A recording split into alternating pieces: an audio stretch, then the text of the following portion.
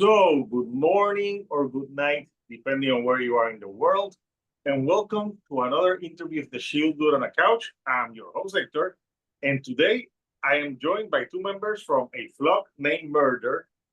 They're a band, a trio from Toronto, Canada, and they play atmospheric, close, post-black type of music. And they have a new album coming out, and we're here to talk about it. So I have the album's called Incendiary. Oh my God, I wrote this. I can't. Incendiary Sanction. I hope I'm saying it correct because I wrote it and I can't figure what I. Incendiary Sanctum. Sanctum. I'm like my sometimes my writing. I'm like, damn it, I wrote it bad. Yeah, it's all good. Yeah, it's all good. I'm joined by Ryan and Cam. Ryan is the guitar and vocals, and Cam is the drummer, and they're both brothers. So, first of all, good night. How are you guys today? This Monday over there in Toronto. Yeah, good. Good. Yeah, good. I just worked today. I'm a construction guy, so I'm a little tired, but I'm good. Okay. Yeah, today was fine too. I mean, today was actually my day off. My weekends are Sunday, Monday, so I work on Saturdays. So I'm a private music teacher. So yeah. I'm getting. Do you play some of your stuff for your students?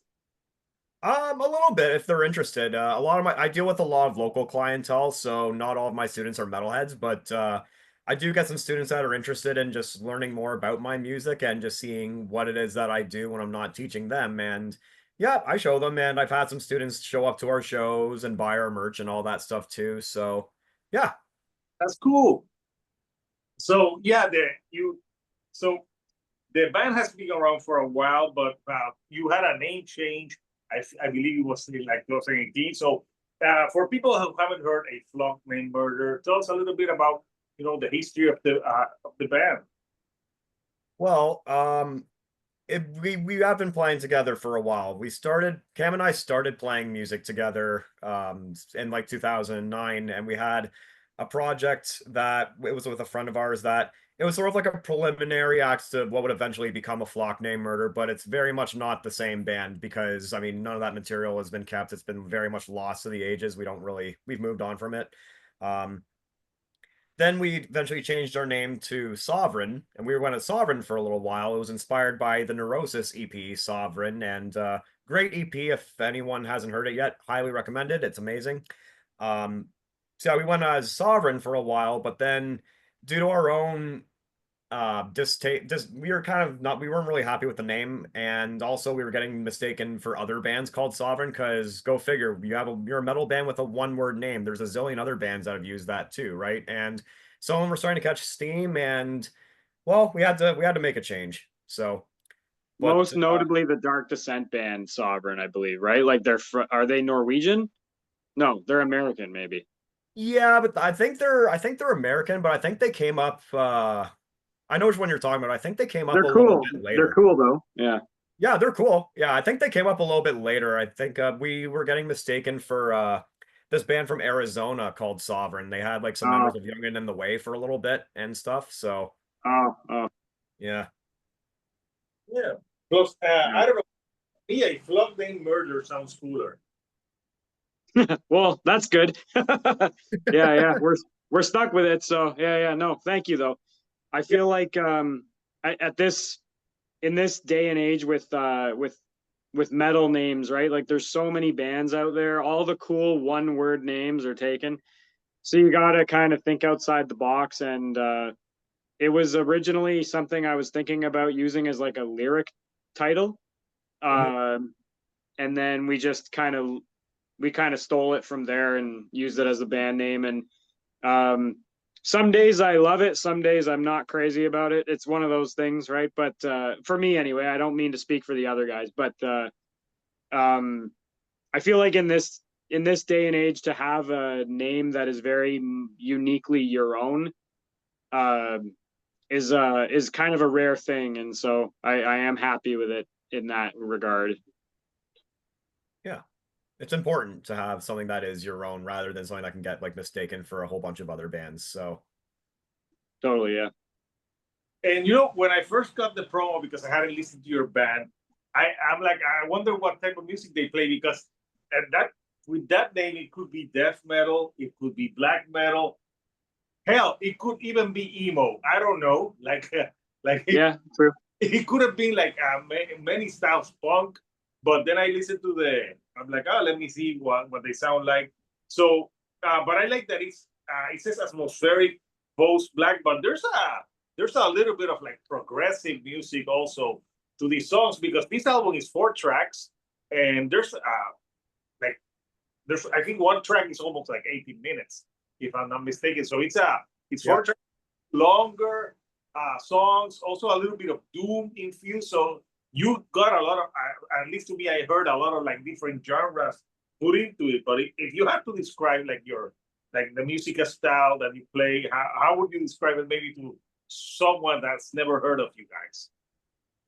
I would say that it's kind of like a hybrid between post metal, black metal, and doom primarily, but with elements of death metal thrown in there as well, right? So it's not at times it leans at times it leans into any of those directions a little heavier than the others, but at the same time it's very much like a synthesis of like your typical of like, well, not typical, but your post black metal, you know, black metal bands, post metal bands like Neurosis and Cult of Luna, some melodic black metal thrown in there, very Emperor styled at times, but then also mixing in some doom and a little bit of death metal, sometimes a little bit of a little bit more of the raw, more cavernous style of death metal sometimes maybe, but also a little bit techy as well. It's a bit of a amalgamation. It's a hodgepodge of heavy, as one of our producers once described us.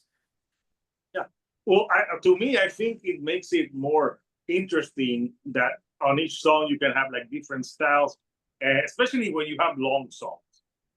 Because sometimes if the problem I have with long songs, if it's like a long song and it stays like a riff, like sometimes with Doom, when they're a long song, it's like no changes. With your album, there was changes constantly, which to me made it more interesting. Yeah, I think I mean, we're fans of Doom too, so we kind of like it when there's instances where it's just like one riff kind of hanging on for a bit, especially if it's a really fucking good riff, right? I was gonna But say that I do like stuff that's like that, but I hear you. We have a lot of changes, definitely. Yeah. Yeah, yeah, but to your point, if a riff is very good, like I don't mind listening to it. So yeah, it depends, because if it's a bad riff and you hold it for 7 minutes, then that would be a bummer. yeah, of course. Yeah. Well, I mean, with us, I mean, I guess with the amount of different styles that we're throwing in there, it wasn't necessarily something that we planned and set out to do initially. Like, we want to be a band that fuses everything. I mean, maybe a little bit of that, but most importantly, we just wanted to be a band that wrote music that was authentic to us and represented just the various styles that we were influenced by, right? So it's not like we were trying to go out there and be a black metal band or be a death metal band or a sludge or post metal band. No, we like a lot of different stuff that we like. There's some bands that we absolutely adore that are worlds apart from each other, and they've influenced us pretty much on equal levels. So it's a matter of how do we take that and synthesize it together in a way that feels unique and not like we're just trying to smush shit together that doesn't have any sense being together in the same song, right? Yeah, no, makes total sense. So I don't know if the album is like a concept record or it has like a running theme, because I was reading the promo, and there's an idea of like the concept of worship around the record. Yeah. Yeah, so there's one point I wanted to add to the last question real quick was I have a friend that once described our sound to me as being like he felt we were like a progressive band in like the truest sense of the word. It doesn't necessarily mean that like prog becomes like people think like Dream Theater and stuff, like that sort of thing. Not knocking the vibe, but that's very much not what we are. But just the idea that we're reaching for something. We're not just trying to play one style. As much as I most of what I listen to, I would say fits into, you know, a style. But that's not really what we are. But sorry, to get your next question though, yeah, the worship thing. Well, it's not a concept album, no, but it's I guess I can preface this by just saying that the writing process and the refining process of the songs happened over, I don't know, 10 years ago. And that's all true of lyrics to an extent. Some of the ideas that were written a long time ago, and I kind of rewrote them as just your perspective changes, and maybe you don't relate to them in the same way anymore. The worship thing specifically is, I wouldn't say the concept of the album, although yeah, the promo blurb that you read, that you're referring to, is kind of like the opening part of that for sure. I would say the worship thing is something that kind of is humming in the background, as much as, not so much as like the main concept, but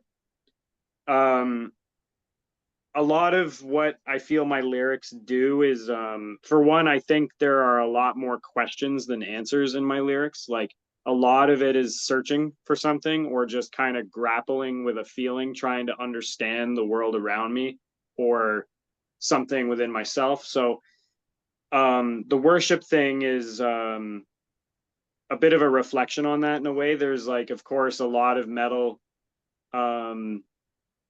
deals with concepts of like divine worship, whether it's like, you know, blaspheming against it, or it's, you know, black metal, obviously there's the Satanism thing, or just whatever it is, right? That's kind of the easy target, the divine worship thing, but I kind of wanted to open it up and think more about how, you know, people worship all sorts of things, right? We worship ideals, we worship this myth of like a venerable past, right? Everyone's always venerating the past, and we worship you know, progress at any cost, that kind of stuff. We worship power, right? People will say they don't worship anything or anyone, and then they worship this idea of power, you know? And that's something that I just kind of ruminated on for a while and thought about. And I think there's also such a thing as worshiping the idea of non-worship, which now you're really kind of taking it into the weeds and getting philosophical with it. But I just wanted to sort of ruminate on this idea that, like, worship is not just divine worship. We worship all kinds of things as human beings, right? But that's sort of more, it's humming in the background of the album, but it's a much more, like, the lyrics on the album are dealing with how that pertains to me and just like personal experiences, and not just me, but just things like personal struggles, but also just like grappling with the world around you. And I would say that that stuff is much more the focal point. There's also themes of like loss, dealing with, you know, seeing the progressive illness of a loved one, or losing people in your community that you either knew closely or maybe not so closely, but you just kind of knew them, right? And just kind of, it's sort of this deteriorating type of idea in a sense. Like, you have to wrestle with these things all the time, and none of it is so crazy. It's stuff that everybody goes through, you know? And that's why I feel like there's a certain layer that can be that I feel is probably relatable to a lot of people if you give it the time and patience to read through it. I know some of my lyrics are kind of metaphorical and they can be a little obtuse sometimes, and it's not necessarily on purpose that I'm trying to do that, as much as sometimes when I'm just writing down, I try to go a little stream of consciousness with it, and it can get away from me sometimes, but I feel it's very rooted in just human experience, really. If that answered the question. I know that was a long answer. No, that was great. I Yeah. love when I ask a question and people give me like a very thought out answer. and not just like, yeah, okay. Yeah. Well, my thing is I'm trying to make it concise as well and not just give you word salad. So, No, you no, know. be surprised. Sometimes I remember I don't remember asking someone about their lyrics, and they couldn't explain their own lyrics. I'm like, "But you wrote them." Yeah, well, I have difficulty sometimes too, to be fair, but yeah, I hear you. I understand what you're getting at.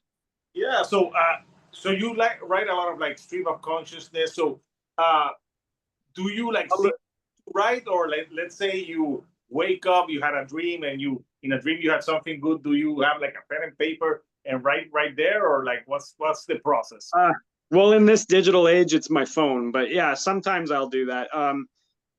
So sometimes it's I have done the dream thing before where I've had an idea like that, but sometimes it'll just come in the most random times. I'll just be waiting for the bus sometimes and I'll think of something. But I guess it's a good time as any to talk about a couple influences to kind of understand the stream of consciousness thing. Like one of my main lyrical inspirations these days is actually Cormac McCarthy, the author. Okay. And so not a lyricist necessarily, but a phenomenal writer. And when I started writing, or excuse me, reading his stuff probably, 10 plus years ago, it's very interesting how his prose and the way that he writes, he has such a just elegant way of painting a story that seemingly never says anything good about anything. It's quite Tolkien exactly. Not to knock Tolkien, I like Lord of the Rings and stuff, but like the description can be very I don't know, very very lavish and elegant. But with Cormac McCarthy, he has a way of painting this picture and going into these kind of philosophical themes in his writing. But it's always kind of got almost like this matter of factness to it, as much as it can also be deeply poetic. It's a cool vibe, and that was really inspiring to me, especially with this is where the stream of consciousness thing comes in, where um, a lot of the time his writing kind of reads as such, like it's a thought that just continues, kind of thing. And it's difficult to. I'm not the most like I'm not like a literary scholar, so I mean people can tell you more about Cormac McCarthy in better ways than I can, but that was a very big inspiration for me, and his imagery, his metaphor, all that sort of stuff. Um, and when I say I write stream of consciousness, that's not to say that I never edit things. Like I might start and write like a lot of stuff that's stream of consciousness, but then I will go back and be like, okay, what's the corny stuff, and like get rid of the corny stuff and maybe elaborate on certain points that I didn't quite feel like I got to the essence of what I was trying to say, try to work things a little bit better. So I am quite meticulous about it. It's not so loose that I'm just writing and then I leave it. Like I do go back quite meticulously and edit things, but um it does sometimes take a while for me to understand exactly what I was trying to write in the first place, because sometimes with the stream of consciousness thing is you might be in the moment trying to describe something or trying to understand a feeling or whatever it is. You may not understand that feeling or that thing that you're trying to describe until way later. And sometimes it's like very late, a lot later, that I'll actually kind of come to understand what I was feeling in that moment, and that kind of helps me understand and describe things better, but also just give the song like a proper title or whatever, right? um but another big influence was also Ryan touched on it a little bit already, but we're big Neurosis fans. And I remember like I always when I was like like a teenager and stuff like that, I was into death metal and stuff like that, and later on black metal. And there were bands that I felt were good lyric writers, but I always felt like some of the tropes that they were dealing with never quite spoke to what I wanted to write about. Um, and I love lots of death metal and black metal that's got like satanic lyrics, for example, or whatever. I do think that there is such a thing as like doing those concepts in a way that's very honest and real. I don't want to be that guy that's like, oh yeah, the Satanism trope is dumb. Like, I think there's a way to. There are bands that do it in a very honest way. Um, but if I tried to write that kind of stuff, it wouldn't be honest to me because that's just not something that's clicked with me in that sort of deep way. So what I'm getting at here is that I was trying to understand what I wanted to be about. And I was kind of stumped. I was like, I don't really know if I want to write death metal lyrics or black metal lyrics, whatever. And when I discovered Neurosis and other bands like Neurosis, like Cult of Luna and Isis and stuff, it kind of just made sense. Like these guys are writing in really cool and in the Neurosis way, like their earlier stuff is a lot more um aggressive, and then later on things got a little bit more introspective and stuff. But just this idea that like, oh man, you can write about whatever you want. Like that's fine. You can write about this and you can still put all the like just bile and passion into it that other bands are putting into other subject matter, but you can write about this kind of stuff. Like you can write about real shit. Like you can write about just these strange feelings or whatever. And you can do it in a way that's compelling. And that kind of something just clicked when I discovered that band, and they've been one of my most influential bands. And just kind of opening myself to like, oh, there are broad horizons, can do something else. And I would say that like that was a big point, just that way of approaching things. Nice. So, right, I know because Cam writes the lyrics like Ryan. When you have to sing them, like, do you like sit down and ask them what he was feeling, what is it about, so you know like how to approach them when you're singing them? I do I do read them, of course. I feel like, well, I should, in terms of sitting down with the feelings, like just to kind of, I guess, for lack of a better word, consult with Cam about like what they're about. I should do that more, which, there's been some lyrics as of late as well where he's kind of prefaced before reading them to me or before showing me them, telling me about like where his head was at, what they were about, and I have a better general idea as to the meaning behind that. But yeah, so I do I do talk to Cam about that.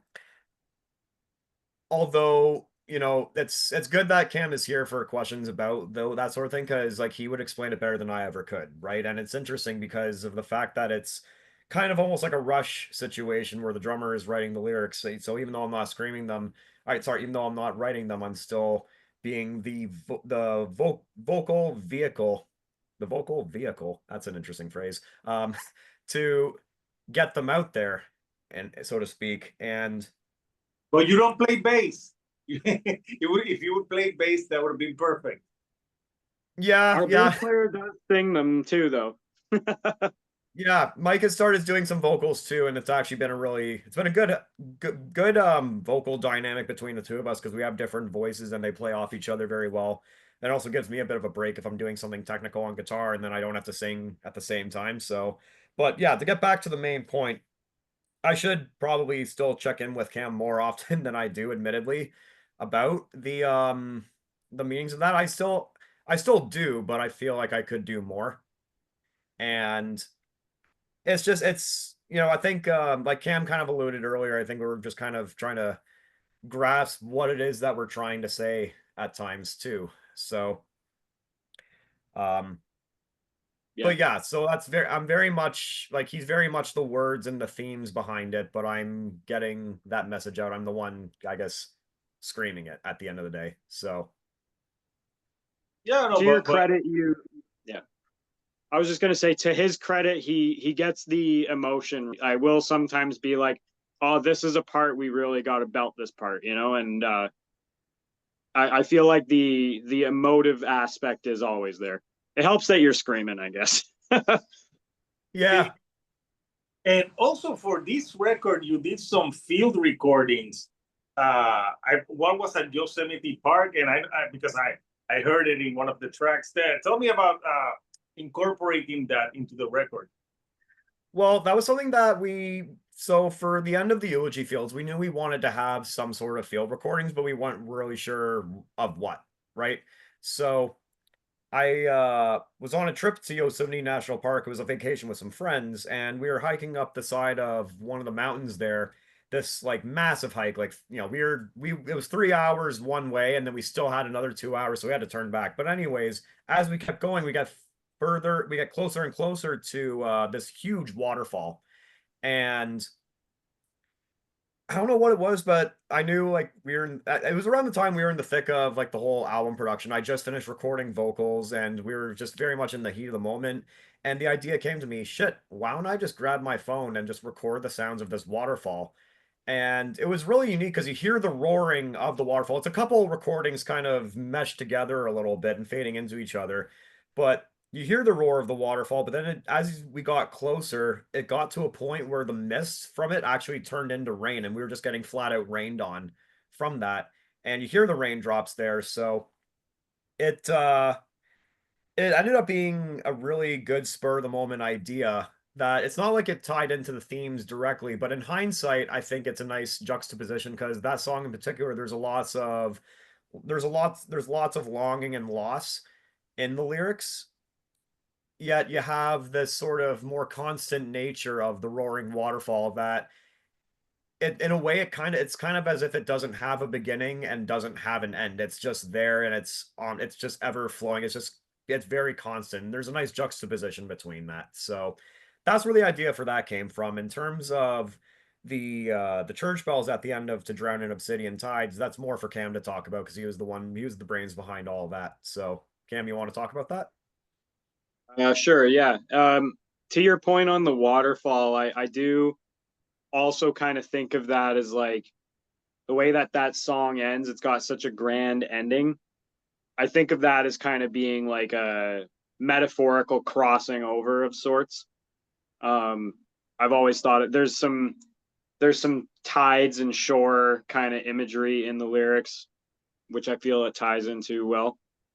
But yeah, the church bells. I had for years I had the idea that To Drown in Obsidian Tides would end with the change ringing church bells. And change ringing, for anyone watching that doesn't know what that is, it's basically sort of the when you hear a cathedral playing like all these bells at once. So it'll be like 12 or however many bells, and they're all ringing at once. And it kind of sounds random, but it's actually very polyrhythmic. There's a mathematical sequence. If you look it up on YouTube, there's like cool videos of people explaining it and stuff.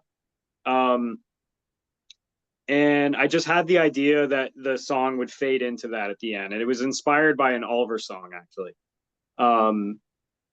And I found lots of places.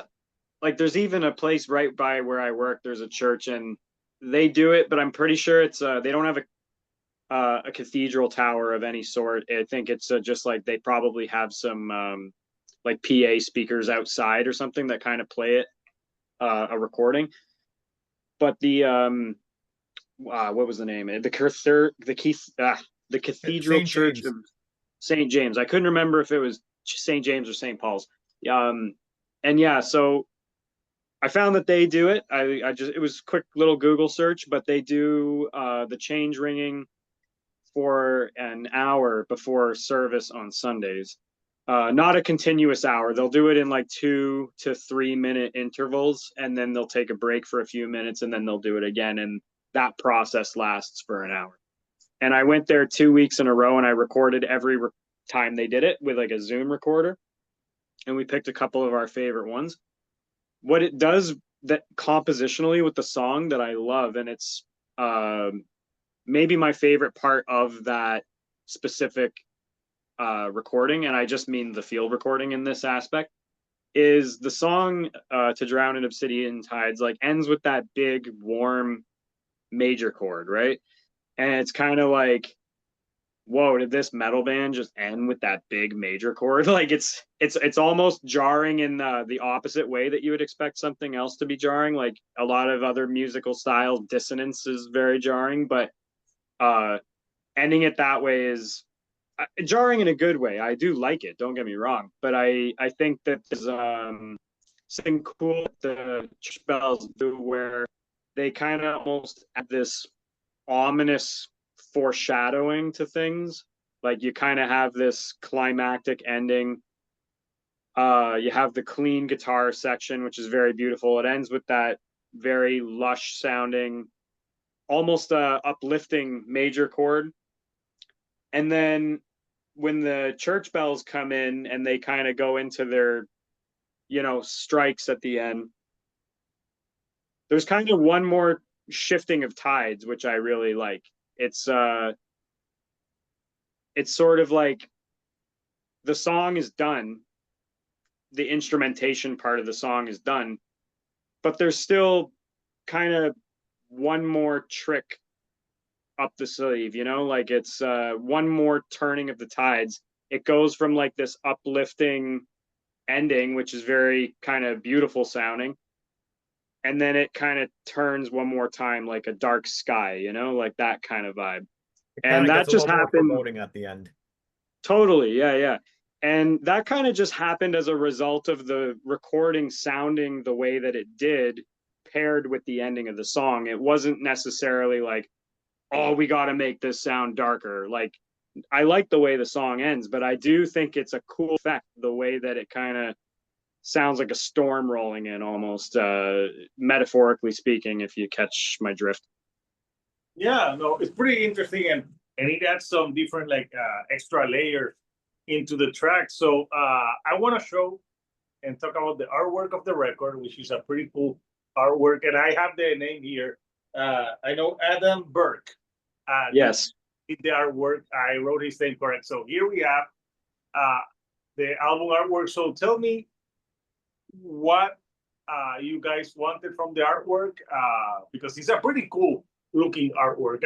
I'm reminded a little bit, but it's different. Like last year, the Ancients put out an album, and they had a cover that had like some parts in the the sky and the space, just like this one, but this was different, but pretty cool. So tell me a little bit about what you guys were going for. Yeah, so it was difficult coming up with an art concept for this record, partly because of how long it was that all this material was coming together, like I kind of mentioned earlier. And I almost got to the point where I was like, maybe we should just license a pre-existing painting, kind of like we did for our first album. That painting was already completed. We just paid for like licensing rights to use it. And I happened to be like just cooking dinner one day, and I kind of roughly came up with this idea based on some lyric stuff. One of the point of reference, I don't know if you're familiar with the painting by Francisco Goya. It's part of his what are called the black paintings. Yes, I went to the Madrid where his paintings are. Amazing. Okay, Yeah. well then you'll be able to appreciate this then, probably. The pose of the guy was roughly the guy on the cover of our art, it was loosely inspired by the Saturn Devours His Son painting. But obviously with our own twist. I kind of wanted to depict like just like a nameless godlike figure who is sort of, I wanted to depict this idea that this god figure is kind of just as much a slave to the sort of relentless passing of time as all of us are. And what I'm trying to depict here is that he's holding this hourglass face, kind of disintegrating to, of course, it's got a broken bottom there, which is overflowing with blood into the crucible, which is overflowing again, and then it's flooding the landscape with this sort of molten sea type of thing. And there's a bunch of people kind of drowning in it. And I wanted to sort of paint a picture like metaphorically and literally of he's sort of, I don't know, like he's just as much a slave to time as the rest of us and doesn't actually control anything. And I wanted to have it look sort of like he's forced to just look on while just, I don't know, just like this bloodletting of time consumes everyone for eternity, you know? And that's why I was trying to have the expression on his face be almost like this feral sorrow, like he's grieving this, but it's also kind of, it's like that rage sorrow, you know? That was the rough idea, but I also wanted it to have a certain layer of abstraction to it. I like when visual art is, like, obviously all those things I just mentioned, they're very on the nose. I'm trying to depict things a certain way. But I also like when there's a certain looser ambiguity to things. So like someone could maybe hear some of the things I'm saying, and that's going to go up into your memory bank and you'll think about that. But I also wanted to be a little bit ambiguous and invite people to interpret some of those themes in their own way and spend time with those concepts and think about maybe what they mean. Not that I'm trying to be secretive, but also because, like I mentioned before with the lyrics, right? Some of these concepts are, I'm trying to get to something, I'm trying to understand, and it's presented almost more like a question sometimes than an answer. Yeah. No, it's a cool concept, and obviously the artwork. Adam Berg did an amazing job. It's a great album artwork. It really, yeah, he's phenomenal. Yeah, it's a phenomenal artwork. So yeah, I bought the original actually. Oh, nice. Yeah, I did. Yeah, that's a cool thing. So this is a very deep record. Obviously, we don't want to give everything away. So when people get the lyrics, read them. I think those are the lyrics, especially the way you write, they can be interpreted differently depending on your point of view. I think so. Yeah, the ambiguity thing again, right? And like there's definitely a resoluteness to some of it for sure, but definitely there's a lot of open-endedness that I think invites people to I guess place themselves in the lyrics. And the best thing I could hope for is like if someone reads my stuff and comes away with it and maybe like learn something about themselves, or if it's just thinking about something in a way that maybe they haven't thought that way before, or maybe if it just makes them maybe contemplate something. It doesn't have to be what my themes are necessarily. It can be like just contemplating anything. Like maybe you learn something about yourself. I don't know. I don't mean I'm not a psychologist, right? Like I'm not trying to tell people what they should get out of anything, right? Like live your life, do your thing. But if someone learned something about themselves and took something away from my writing, that would be like the biggest compliment, honestly. Yeah, awesome. So I know the album's gonna be out soon. Are you guys gonna be playing some shows when it's out? We definitely want to. It was we've been in the process over the last couple months getting another guitar player mixed into the fold for live shows. But he's been we have a guy and he's been hungry as hell. He's been learning our stuff and he's been doing a great job just playing all the material. So we do want to do an album release show sometime in the early summer. And then on top of that, we do want to start doing more stuff out of town as well, because like we've done a lot of shows in Toronto, and we like playing Toronto, but we want to play some other places. So yeah, we do plan on hitting the road a little bit this year for Yeah, all of it. and the album's And the gonna time is now, so be awesome. Yeah. Material Records, right? That's the record label. high pay thrill, yeah. Sure, yeah, I know I butcher it. My Okay. first language is Spanish. I prefer first. So I've butchered it before too. It's all good. yes, it's complicated. Like metal. That's something easy to say, but when you, I Yeah. have some great bands. I've interviewed a lot of bands from that record label, so it's cool. The album's gonna be out in a few days, and once people are watching this video, it's already out. It was out on Friday. So you can still pre-order. Is it gonna be out on vinyl and CD? Yep, vinyl and CD. Yeah. And where can they find people? Where are you most active on socials that people can find follow you guys?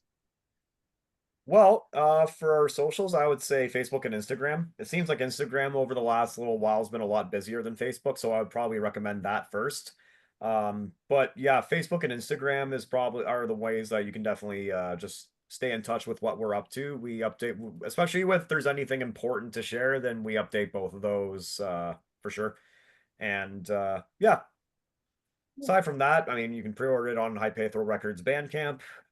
Give the label some love. They put in a lot of hard work, and they're helping us out a lot, and we really appreciate them. Yeah, no, they're a cool people. I've interviewed, even though I can't say the name correctly, and I need to because there's a few interviews from their band that I put them up and I forgot to tag the label, so I need to tag the label for this one. Yeah, so Right. yeah, no, because obviously they're doing a lot for music. So before I let you guys go, anything you like to say to the fans before we go? Well, I guess it's been a long time coming for this record, of course. Fans of ours who have known us since the first album know it's been a long wait, over half a decade. And we can, of course, get into every rhyme or reason why it took so long. But the point is that it took a long time, and we just want to say we really appreciate you guys sticking with us and staying along for the ride. And for those who are discovering us for the first time, great to have you here. We hope you guys like what you hear and hope you guys can join us for the next chapter too. So, and just in general, so far the reception that we've had has been very overwhelmingly positive. So couldn't be happier with it, honestly. And just want to say thank you to all of the kind reviews, mini reviews, comments, all the praise that we've had. It's been very humbling and also very heartwarming as well. So thank you very much, and there's more to come. Awesome. Thank you, Ryan. What about you, Cam? I mean, Ryan said it pretty much. Like, yeah, it's amazing to have spent so much time, not only with the material, but the years spent working on our own skill sets on our instruments to be able to play the ideas we wanted to play. That's untold hours, right? And when you're working on something so closely for so long, I don't want to speak for Ryan or Mike. Sometimes it can be difficult to maintain perspective, like in an unwavering way, where you do sometimes get to a point where like, oh, I'm not sure, I need to sit on that for a while, and so to have it reach people finally and it's out of your hands and you're sharing it, and people resonate with it in any way. Like we would do it even if no one was listening. So the fact that people do click with it is yeah, it's a cool feeling, and we don't take it for granted. We're very appreciative of all that. Awesome. So I want to thank you, both of you, Ryan and Cam, for taking some time of your night to chat with me about Incendiary Sanctum. I wrote, Yeah, let me, There we go. yeah, Incendiary out, and it's gonna be out May. I think it's May 2nd, right? Yeah, it's May 2nd. So while yep, watching this, it's already out. So I would recommend this if you like post atmospheric post black with some death metal doom, like long songs. Listen to A Flock Named Murder. So, couchers, until next time, this is Hector, the Shield Dude on a Couch, and I'll see you all right here on the couch. Thank you and goodbye.